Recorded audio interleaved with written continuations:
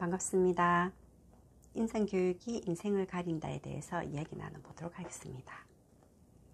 우리나라의 기운이 보통 3만4원인 것처럼 삼라만상의 기운도 3, 4일 간격으로 변하고 인간의 기륭화벽도 3, 4일 간격으로 생긴다. 이처럼 세상을 살다 보면 나쁜 일도 있고 좋은 일도 있다. 그러니 마냥 힘들다고 토도될 필요가 없다. 대자연은 눈에 보이지 않지만 3대 7의 일정한 법칙으로 움직이고 있기 때문이다. 나는 인생을 대자연의 3대 7 법칙에 근거해서 육아기부터 21세기 이후인 청년기, 42세 이후인 중년기, 63세 이후인 장년기로 크게 나눈다. 일반적으로 사회에선 인간의 성장 연대를 10대, 20대, 30대, 40대, 50대, 60대 이후로 나눈다. 20대까지는 학업에 전념하는 시기이다. 이때는 자신의 미래에 어떤 일을 할 것인가를 결정하는 가장 중요한 시기이다. 한국 부모들은 자녀들의 미래가 어떤 대학에 가느냐에 따라 성패가 결정된다고 생각하는 경향이 아주 짙다. 실제로 이전에는 명문대 진학이 곧 출세를 이어졌다. 과연 앞으로도 그럴까? 적어도 한국 사회는 그렇지 않을 것이다. 주위를 둘러보면 명문대를 졸업하고 석박사 학위를 취득하고도 제대로 된 직장을 갖지 못한 젊은이들이 너무 많다. 이러한 현상은 갑자기 생긴 것이 아니라 오래전부터 예견된 사실이다.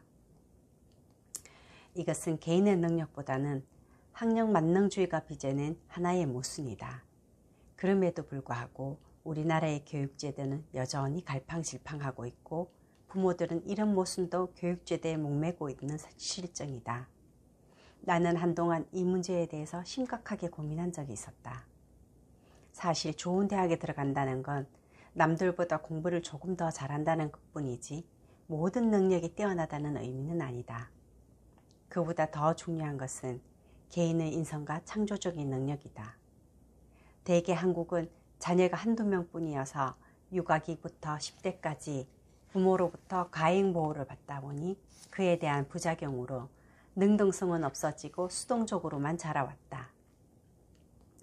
때문에 작은 문제만 생겨도 그에 대한 대처 능력이 크게 떨어져 있다. 심지어 학교에서 아이에게 책을 읽고 독후감을 써오라고 하면 학원에 가기 바빠 책도 읽을 시간이 없는 아이를 대신해 엄마가 책을 읽고 쓰거나 대필 작가에게 돈을 주고 부탁하는 경우도 있다. 덕분에 생전 책을 안 읽던 엄마가 독서광이 되었다는 웃지 못할 일도 생기고 있다고 한다. 우리나라 교육이 이 지경이다. 아이에게 조금만 힘든 상황이 오면 문제를 해결하지 않고 지레 포기하는 경향이 많은 것도 이 때문이다. 죄송합니다. 또한 부모의 가행 보호로 인해 이기적 성향이 아주 강하고 인성 공부가 제대로 되어 있지 않아서 사회와 융합하지 못하는 것은 물론 적응을 못하는 아이들이 의외로 많다. 심지어 자신이 어떤 일을 좋아하고 자기의 개인적인 능력이 어디에 있는지조차 제대로 파악하지 못하고 있는 실정이다. 다들 대학을 나오다 보니 좋은 환경과 높은 연봉을 주는 대기업만을 선호하지만 대기업은 인재가 넘쳐나는 포화 상태여서 그들을 제대로 채용하지 못하고 있다.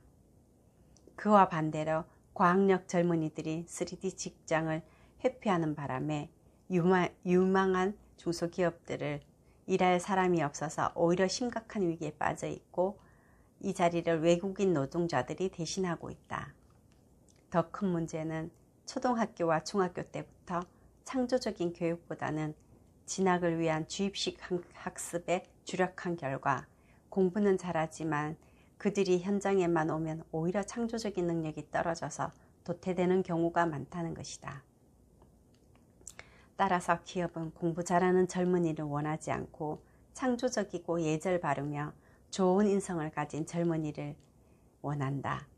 이처럼 지금 우리 사회는 공부만을 잘하는 젊은이를 원하지 않고 주위를 둘러보면 대학에 가지 않고도 자기 분야에서 뛰어난 재능을 발휘하는 젊은이들이 의외로 많다. 학벌에 얽매이지 않는 시대가 도래한 것이다. 따라서 공부도 중요하지만 개인의 인성 공부와 창조적인 능력 배양에 더욱더 힘을 기울여야 한다.